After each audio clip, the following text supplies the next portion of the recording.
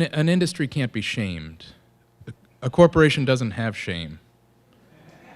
Because a corporation doesn't have a soul, it doesn't have a conscience. It's not a person, which is why it shouldn't participate in our democracy.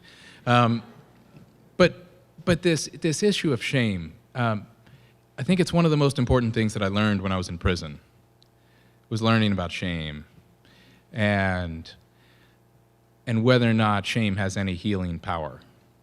Because if our prison system could be thought of to have a product, something that it produces, the product of prison is shame.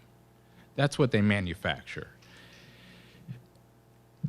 And I saw when I was in there a distinct difference between guilt for a mistake or guilt for an action, guilt for a repeated action, a constant action, and shame.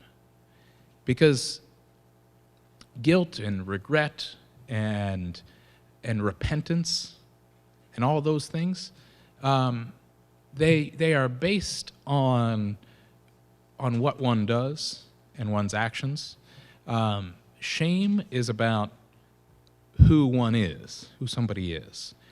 And where guilt says that was wrong, and repentance says I need to move away from that, I need to become a better person, and I need to do better than that in the future.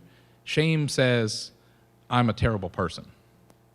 And what I saw in prison was that when people had that kind of shame ingrained in them, they were taught to believe that they're never going to be a good person, that they can't do better than that.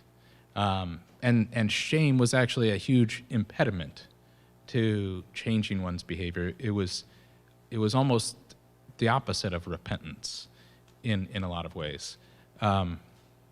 So maybe that's just linguistics, and certainly like we need to be challenging those in power, and civil disobedience is a great way to do that and put pressure on them to change.